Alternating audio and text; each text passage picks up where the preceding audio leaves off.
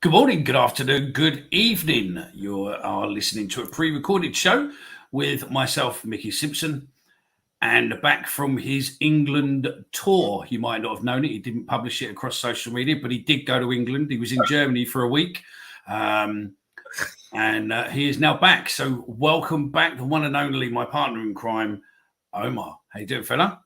All right, mate. All good, thank you. Saw a couple all right England performances. It seems to have gone further with South since then. So yeah, all right, mate. How are you?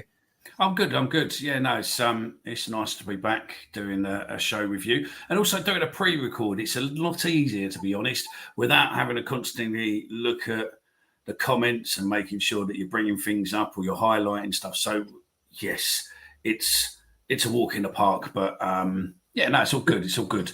Because I'm here, mate. It's because I'm here to make it easier for you. That's all it is. That's it. Yeah. That's it. Yeah, eye candy to look at. I don't know where it is yet, but there's definitely eye candy about. So if you're looking on YouTube, then please tell me whereabouts it is, and we can go from there. But no, if you are listening as a podcast and you are listening on Spotify, please do us a massive favour and make sure you follow it on whatever podcast provider you're listening to, and make a review if you want. You could just write anything you want. You could write, who's Omar, or Mickey's a wanker, or whatever you want. It all helps break the algorithm and gets us in front of more and more viewers. We've got a special first part, and then we'll be talking of transfers or lack of, and we'll have obviously infinite wisdom from Omar, as we always do. So stay tuned for that one. It's going to be worth it. Right, we'll be back after this. Language you don't usually hear on television. Millwall in London's Dockland. No one likes it, but we don't care. We're that Millwall Podcast. Loud every Friday night right here. Legends like Jimmy and Abdul take a share in the kitchen too. Superhero Harry's a fucking legend too. Through the good times and in this life, we support the Lions all our life. This ain't no place for fancy feet. This is fucking Millwall through and through. Located on our very own John Berylson way. Let them all come, let them have their say. Millwall till we die. With that Millwall Podcast, loud every Friday night right here.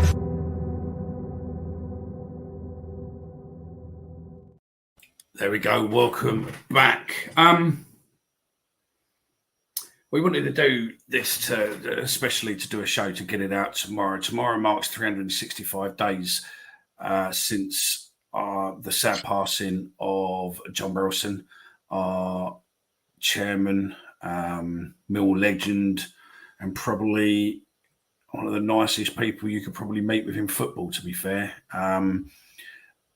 I think it shows that so many people never met him, never knew him, yet felt captured by him, felt as if they knew him, and everything about him. So, just sort of remembering John 1 year on, and just seeing, obviously, his legacy, the time over that period, and Millwall's now in a strong place, I think, going forward into the next sag, or the next saga, or the next stage even. That's probably a better word, of being led by his son, James Berylson. So, I can't believe it's a year, mate. I was just about to say the same thing, mate. It's unbelievable. It's been a year.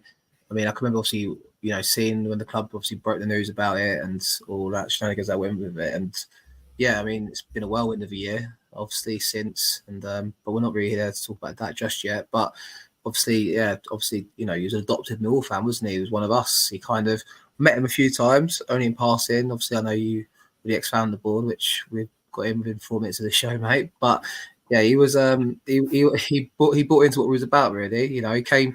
He said it himself. Obviously, didn't know a lot about football when he first brought the club. I think he saw a couple of clubs, I'm pretty sure, when he first came over. But, Millwall was the one that kind of, was the most appealing. It might not have been just about the football. Might have been the location of the club. I mean, it could have been multiple reasons. But by the time, his last game of the season against Blackburn, that day when we lost, you saw how much the club meant to him when he went around the pitch before the game. Yeah. And, he kind of put a lot of stuff out of that close season of how we're going to go again.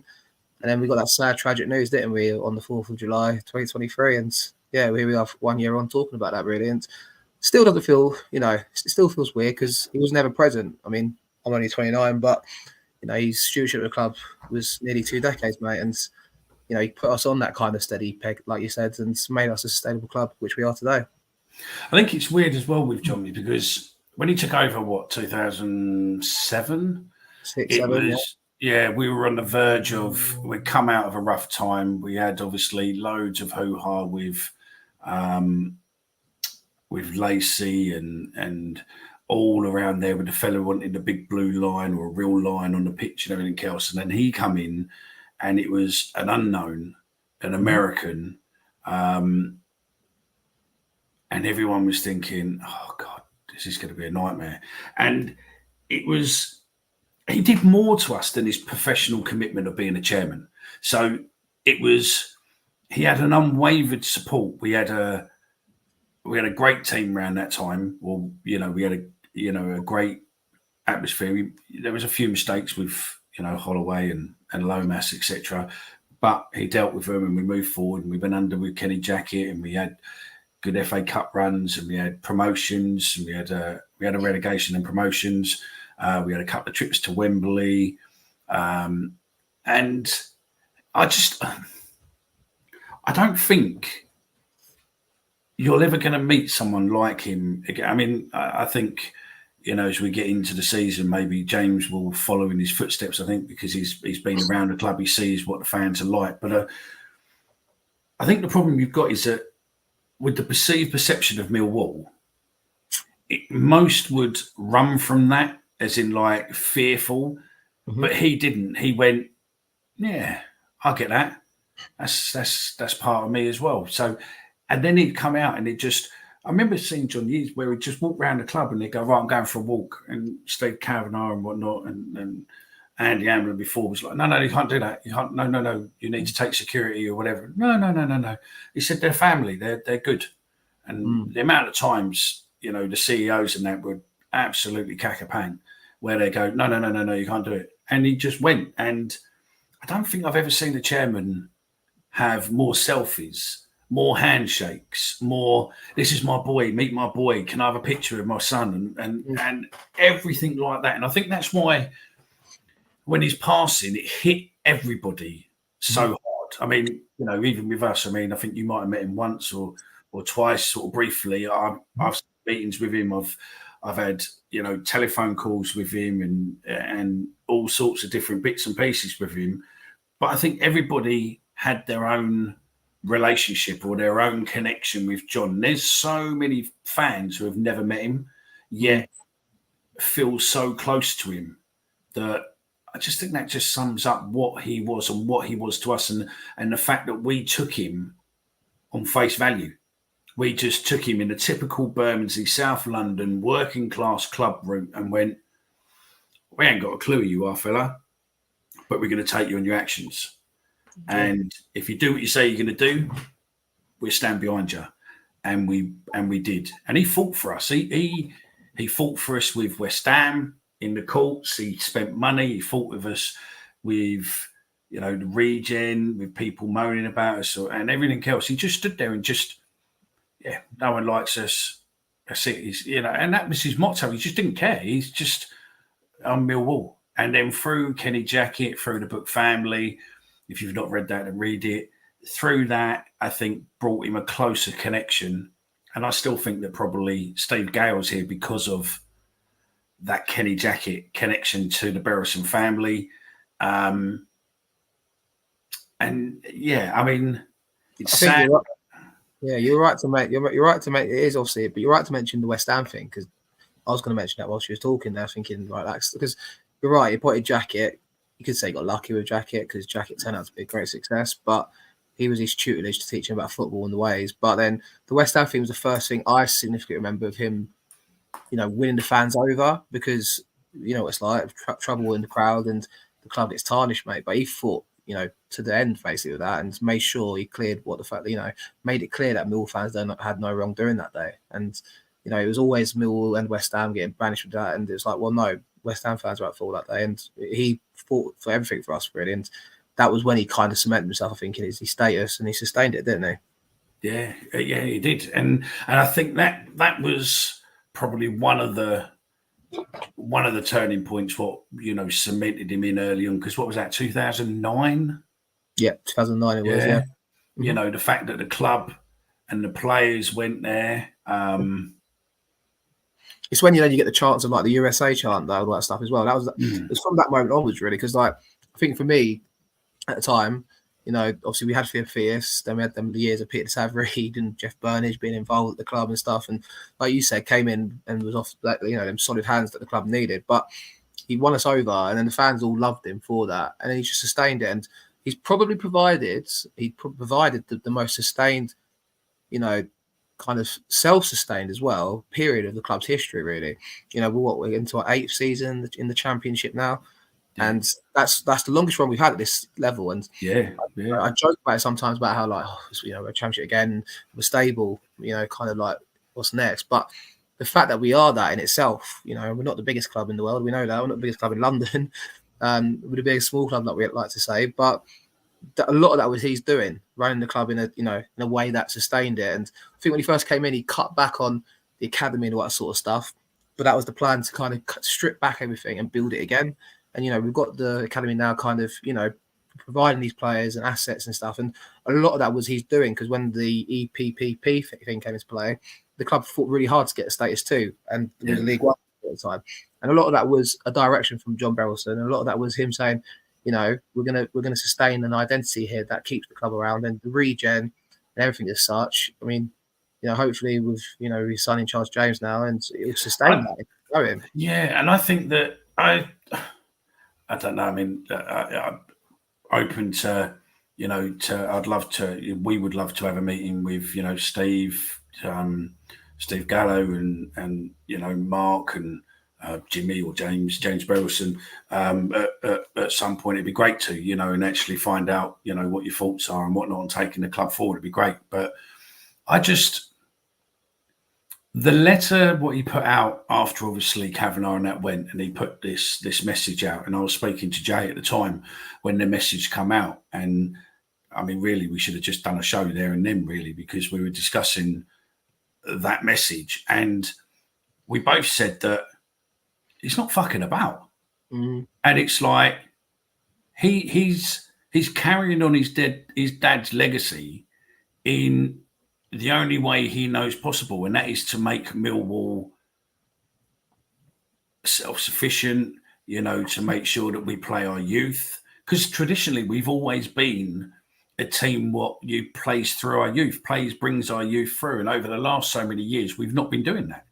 And, now, hopefully, we will. Hopefully, the new season, we get to see more of Esse, more of Amaku, more of the youngsters, Mayer and people like that.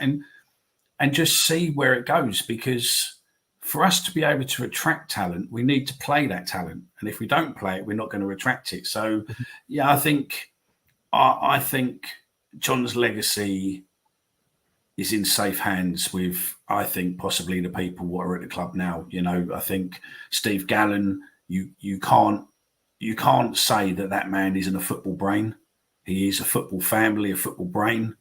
I don't really know a lot about Mark, but he's not doing, he's not picking the players as such. He's running non-football, so he's an accountant and whatnot. So he must have some knowledge there. And James, I've got no idea. I just, if he's a tenth for what his dad is, I think we're in safe hands. I think he's the same. I mean, listen, if you're listening to this and, just get involved in the comments and just, put, if you've had a meeting with John or you've spoken to John or your thoughts of John or your memories of John. I mean, we're 1 year on, and it's been a hard year, if we're honest. I mean, we've had John Berylson Way, which is a fantastic gesture. I think there'll be a lot more to come down the line, but I think that's got to be done in a way that is respectful and in his honour rather than just using his name for using his name's sake. Do you know what I mean? I don't think we should name the away end after John Berylson, because I think he deserves more than that. He's not really, he was solely with us. He wasn't others. I don't necessarily think that the Memorial Garden should be changed to John Berylson Memorial Garden. I think that should be, that's the Millwall Remembrance. That started before John was here. Mm-hmm. But I think there are other ways we can remember John and carry on with John. I think his legacy is firmly cemented in every single Millwall fan up and down the country, all around the world. And he definitely will never, ever, ever be forgotten. I think he's touched all of us. I mean, I've got my own thoughts of him and whatnot, and I'll never forget the first time I ever met him during the AMS. And we went to a little boutique hotel we used to go to, and it was the end of season dinners. So at the end of every season, all the directors went for a meal, and he went to Duke's. It was Duke's Hotel. And if you've never been to Duke's is quite a posh hotel, and they make you cocktails. It's all quite at the table, and it's all poured over measures. I think it's like 1, 2, 5 measures of spirit and stuff, and it's all half decent vodka and stuff like that. And it was like, "Oh, do you want a drink?" And I said, "Yeah, of course," being polite and everything else. "What are you drinking?" And he said, "Oh, I like the passion fruit and vodka." And I said, "Okay, yeah, no worries." And it's probably why Andy Ambler and whatnot didn't talk to me ever. I've never spoken to him. But basically, we done a good couple of those, shall we say, on over pour measures. And he probably wasn't in the best state to be going into an end of season meeting with the directors and dinner and stuff. But you know what? He thoroughly enjoyed it. It was good. It was a talking point and a laugh, and it's something that I was lucky enough to have that memory and that experience. And it's something what I'll never forget. So yeah, it was funny. But yeah, I think maybe we need to go to Duke's one day, Omar, and we'll have a vodka and passion fruit, mate, made fresh with fresh passion fruit. It's definitely an experience and something what I've never had since. So yeah, I think it's also with John Berylson, like obviously the memories of like him having the cigar at Wembley and stuff with David Ford, and even just little things when you see him at the ground, like you say, walking around. But he'd always come out of a black cab. I think he had a black cab that he hired himself. Yeah, right? Yeah. There's a black cab there's a black cab driver who drove John around, and he now drives James around.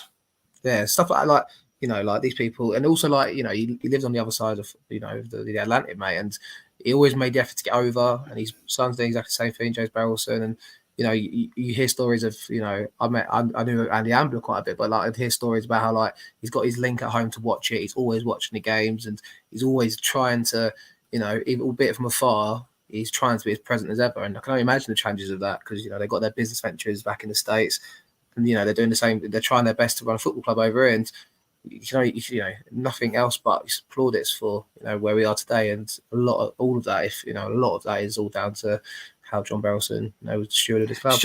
It's just a shame that the region stuff didn't get finalised before it, but it's been finalised now and it's dealt with, and we're there, and the 10-year fight as such is over, and that's greatly reassuring. So yeah, I think that's it. So I mean, look, you'll be listening this today, which is American Independence Day, which is the 4th of July, 1 year on from John. I understand you don't all drink, so look, soft drink, hot drink, maybe a pint of beer, whatever. But at some point today, just raise a drink to John. And yeah, just let him know. If you don't drink at all and you don't think you, then maybe just light a candle for him, or say something if you're a religious person, and say him a prayer. But yeah, I'd just like to say thanks, John, for everything you've done for our club.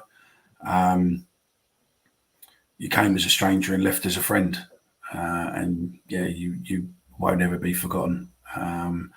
And thank you for bringing your family into ours, and I trust your legacy now in your son.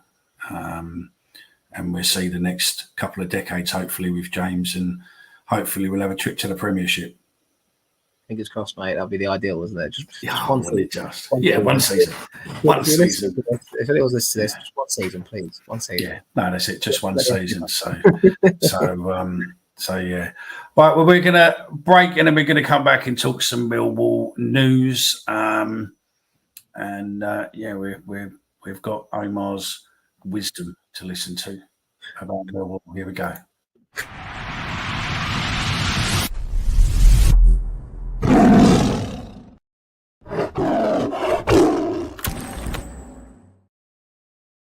Go on, then, fella.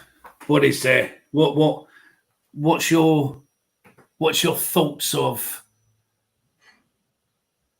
a close season? What's your thoughts of the upcoming pre-season transfers? And obviously, I don't think you've been on since we did a show about obviously Matty and that. And it's just madness. We started last year with the first game with Matty, and now we're going to start the first game remembering Matty Sarkic. So yeah, it's we just done obviously a year on from John Berylson, and then we get that news as well. I mean, I was in Germany when I saw that news about Sarkic, and again, just shocked. Do you know what I mean? Like, so young, so much potential, and obviously all the tributes that have come out since. Marshall, obviously, really hit him hard. So obviously, he's known him for the best part of his life, really. And it's shocking news. And yeah, it's obviously I saw the tributes and stuff that you've done in the shows and stuff, and yeah, I mean, it's kind of put that a weird twist on pre-season again, hasn't it, mate? And it's not a lot's happened really, has it? Really, let's be honest. It's we're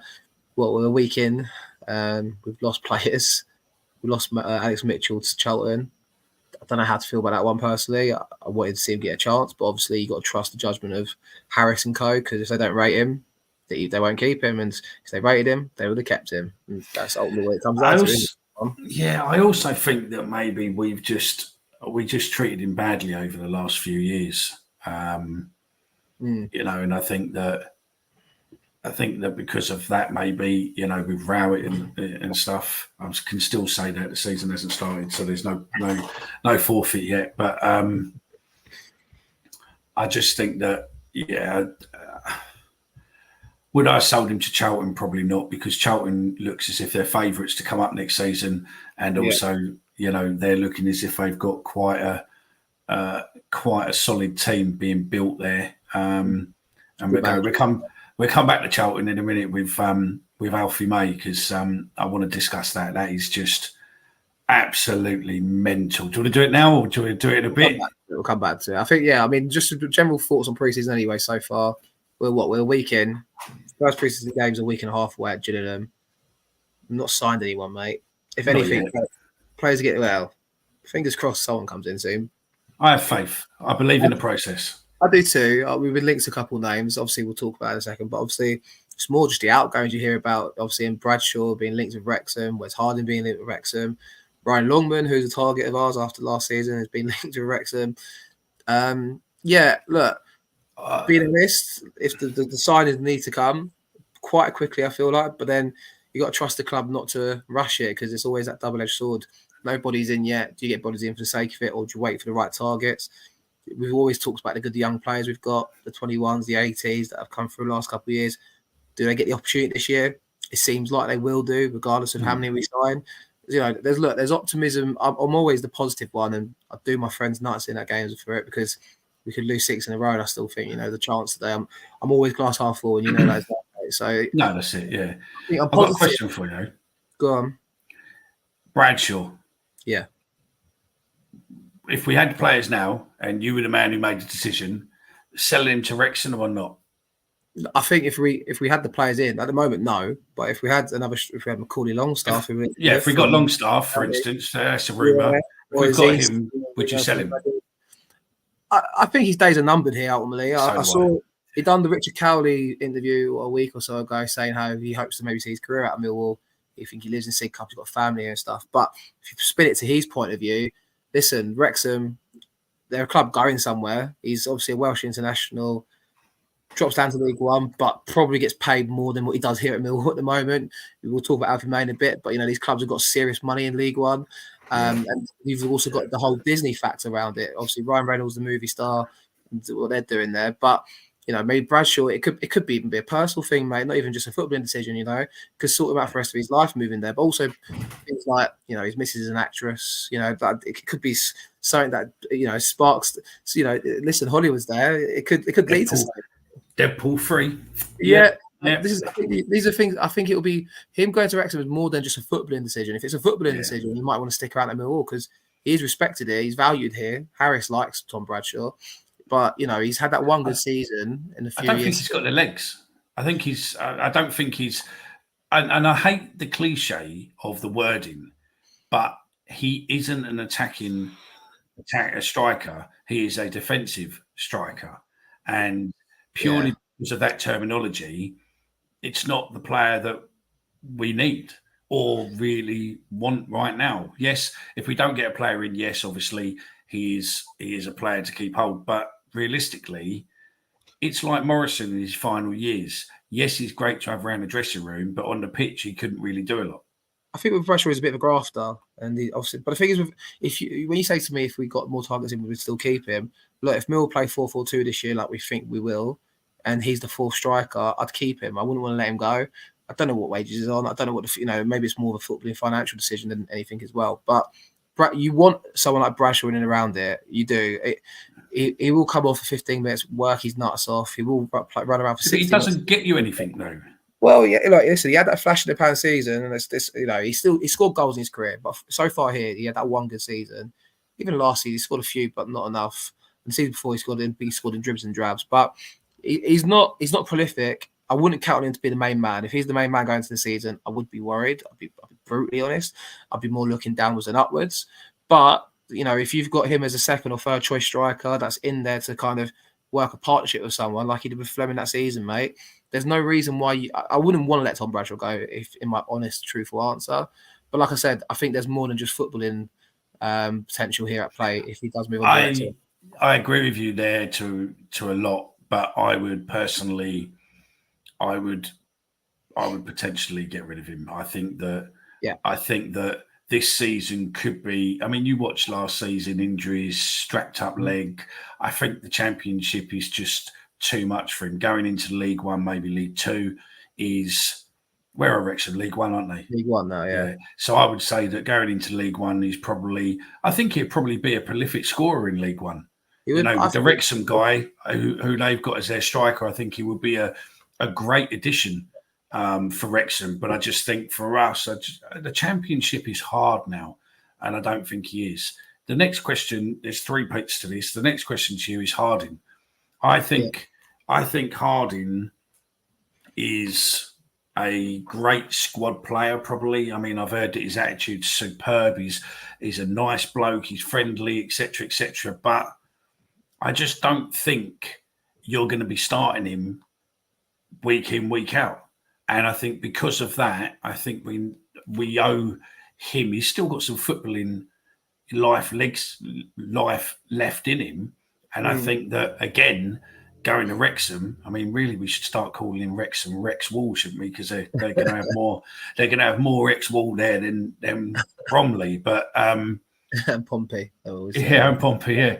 But I would probably say if we get, for instance, and I know it's a big if, but if we did get Tandanga, then he ain't going to get a game. Tandanga's going to play every game.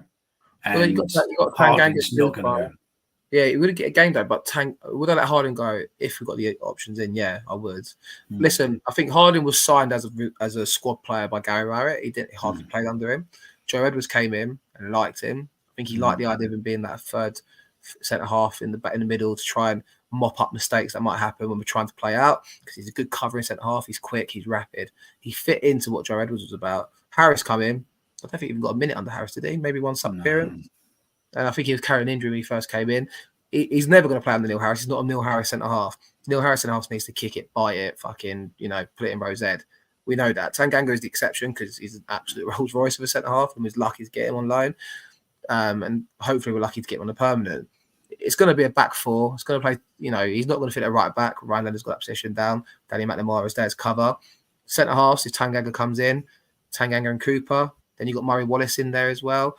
you probably would let Harding go, and I wouldn't be against that at all, really, to be honest. So there's my answer to that one. Longman. I mean, realistically, if we're completely honest about Longman, if you speak to Hull fans, they don't rate him. They say to him, he's a 60, 65-minute player, isn't really great. He's not really a championship player. He has ups and downs. And realistically for us, for most of the season, he weren't great. And then coming on towards the end of the season, he was okay. But if, as the rumours are, that Hull want big money for him, I'm not interested. No chance. Nothing for £1 million. No, never. No. I would say nothing, probably over $500,000, if I'm honest. I think that's probably my ballpark as well with Longman. I think he turned it around for me. I remember Huddersfield away. Fucking Harris put him up front because Bradshaw was injured, and Longman played up front for the last 15 minutes of the game. We lost 1-0. We lost to Rotherham in the week, then we lost at Huddersfield. I was coating him off big time, I'll be honest, like as we do. We're all football fans, we will criticise him. I will be the first, though, to admit the way he turned it around afterwards for that state final few games of the season. Definition of a confidence player. A proper confidence winger. Fill him with confidence. Harris loved him towards the end of the season, sung his praises, and he delivered. Would I take him back? 100%. But would I take him back for anything more than £600,000-700,000? Probably not.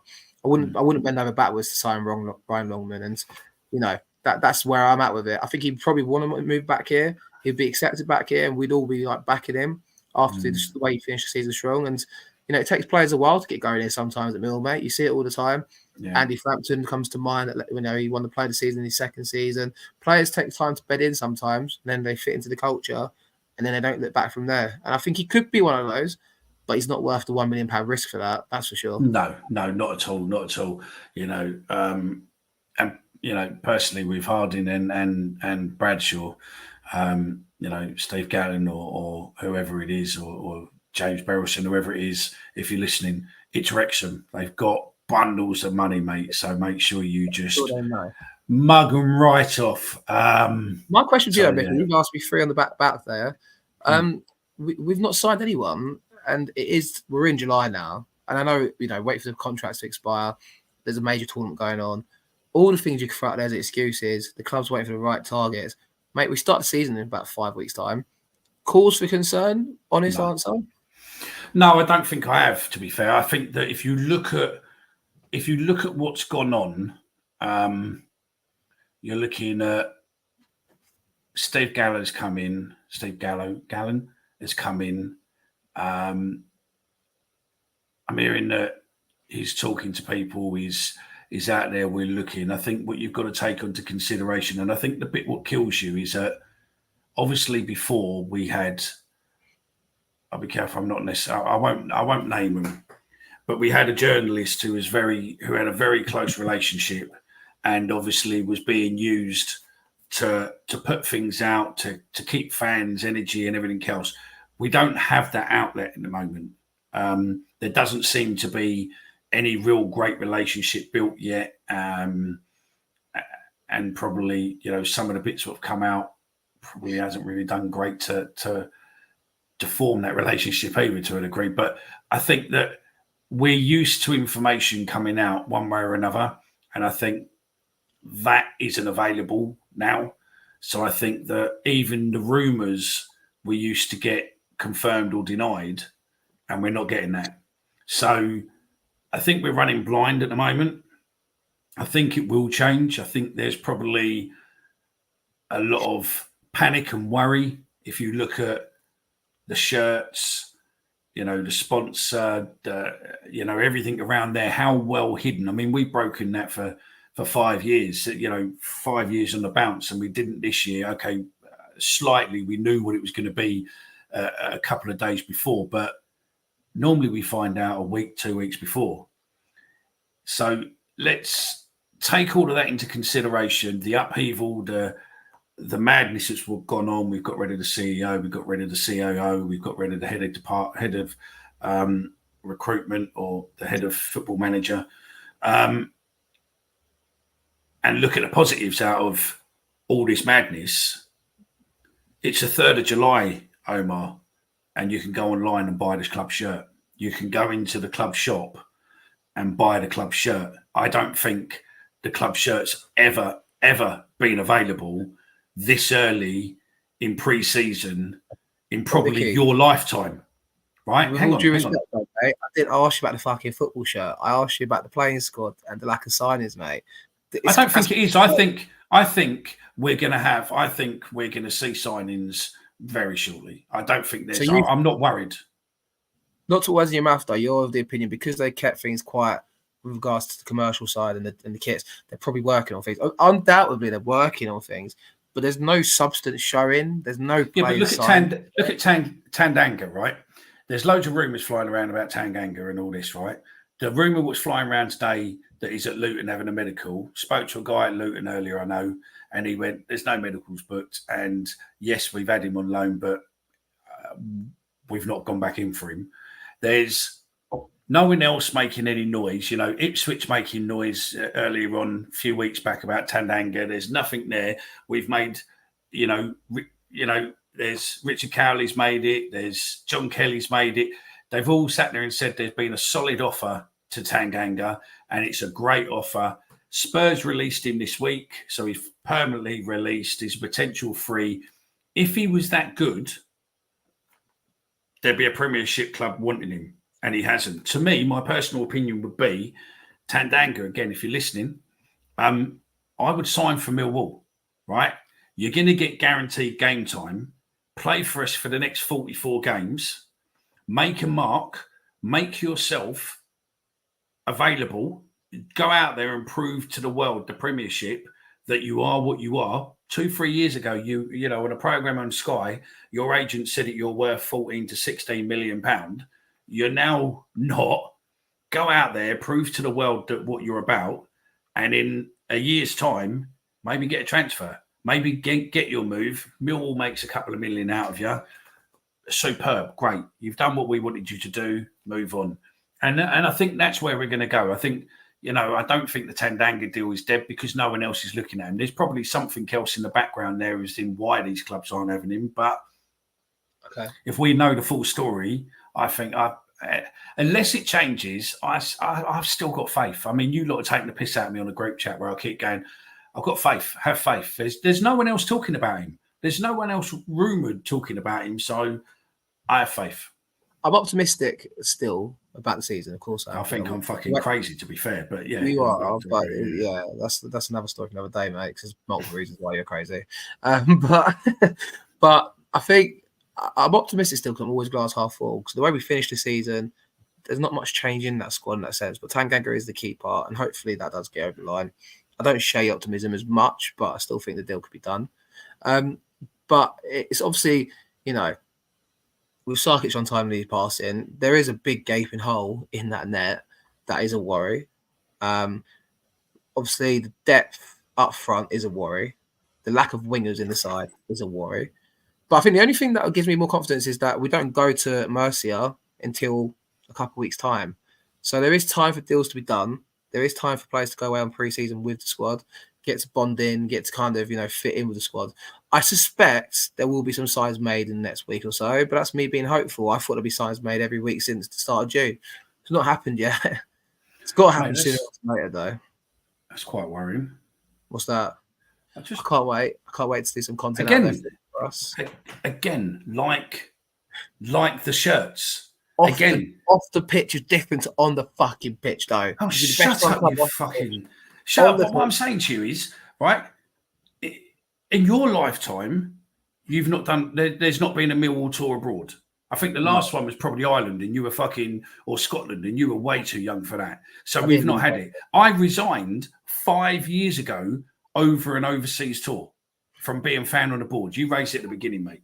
I resigned on the 19th of July, and I don't know the date normally. I only know it because of I come across something earlier, and I left on the 19th of July, 2019, and I left over Portugal because I got the raving ump that people in the box and some commercial customers were given a brochure offering them commercial entity to go out to Portugal to watch Millwall play. And Fleetwood were selling £300 tickets to for their fans to be able to go there. And it was like, mate, why are we not doing? And I got told loads of stuff, which, you know, I'm not going to repeat, but I just went, well, unfortunately, if our fans aren't the first port of call and we're selling ourselves out for people who can afford it rather than people who want to go, then enough's enough. Here's my resignation and thank you very much. And if you look at the Millwall message regarding my resignation, it was very, very sweet. You know, thank you very much for his effort and hard work over the 2 years, and wish him all the best in the future. Thank you. Now fuck off. And that was it. So yeah. Well, listen, I get what you mean, but look, I don't want to drag the show on too much, but off the field, you're right. I like the new kit. I'm a big fan. I like the new kit too, yeah. I'm hopeful we get some good signings in. I'm buzzing to go over to Spain at the end of this month. I bet you are. Listen, it's going to be worth it. But I'm just hoping we get some players in the door just to feel the optimism. You started off earlier saying about Charlton and how they've signed all these players as their favourites. We've got nothing to get excited about on the field just yet, and that is worrying. But I'm hopeful the club pull out of the bag. And we'll finish up by talking about Alfie May if you want to, mate, because that is... Who the fuck is paying, realistically, how the fuck can you pay a 30-year-old ex-Charlton player 16 grand a week plus 4 grand a week bonus plus £500,000 relocation for something that's going to cost you best part of, 5 million over 3 years for a 30-year-old player? League One is fucked. Football is fucked. And, you know, that is a state of football. You will know it's better than me because I remember you talking about it before a few times with Kieran Price Football. But the wage cut, the budget caps in League One and League Two are gone now, right? So they can get away with doing this and get relegated and try to fucking roll the dice. They've just been relegated. It's obviously like, you know, the Bill Wendell's had these American investors come in and promise the world all the investment that comes with that as well. So now they want to roll the dice and put it into Alfie May. Listen, mate, I'll tell you one thing though. Alfie May scored a bucket load of goals for Charlton last season. I've always liked him as a striker. I think he'll do well there. I think last season, I'm just getting the stats up now, 23 goals and 43. Season before that for Cheltenham, 20 and 39. Season before that, 23 and 46. Wherever he goes, goals precede him. It's a big risk, it's ridiculous amounts of money, but we talked about Wrexham earlier on, mate. That's where the game is nowadays, as crazy as it sounds. And it wouldn't surprise me if they sign a few more players, Birmingham, for similar sort of fees and really commit to try and get back out of League One. They've still kept a lot of their players as well. I saw Djukovic signed another deal the other day. So, yeah, crazy, bonkers. Shows how, you know, Mill can't compete with some of them wages. It's the sad reality of it. But we're still sustainably rounding the way we were. And that takes us back to full cycle, talking about how we feel about John Berylson and how he ran his club. And doesn't take unnecessary risks like that. No, not at all. Not at all. So, yeah, it's all good. Should we wrap this bastard up? Yeah, I think Birmingham, you employed Rooney, mate, and then you employed Gary Rowett. So you're nuts. You're off your head anyway, mate. To pay a 30-year-old, you know, best part of 70 grand a month to play football in League One, mate. The only thing I can say is if you're an up-and-coming football player, and you're just coming into the pyramid and you're looking to get around, find out who Alfie May's agent is and employ him, because that guy is the bollocks.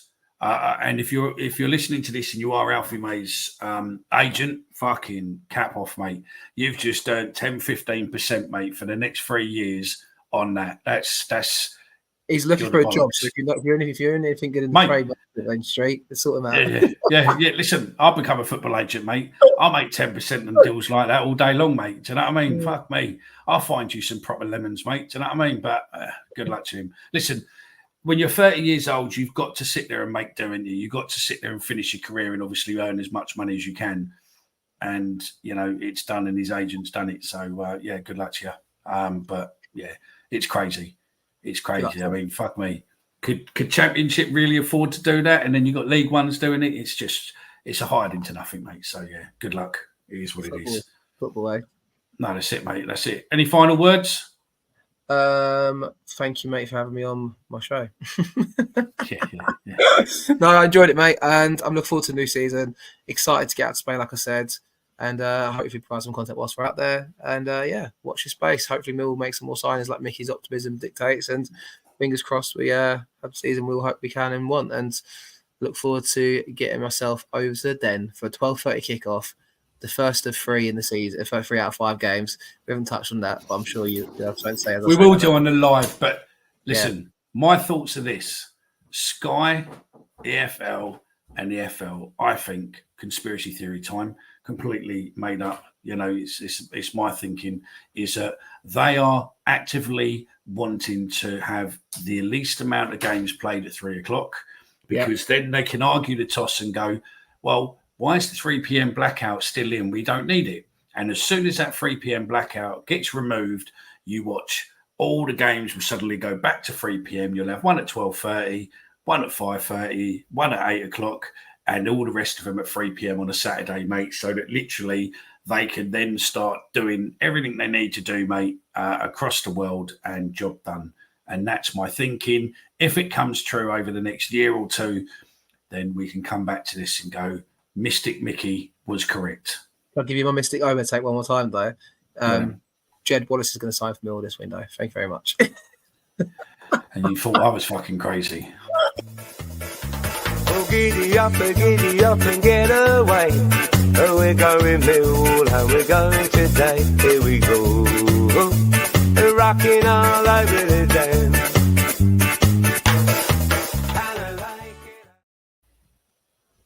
Oh, helps if I press that as well, doesn't it? That's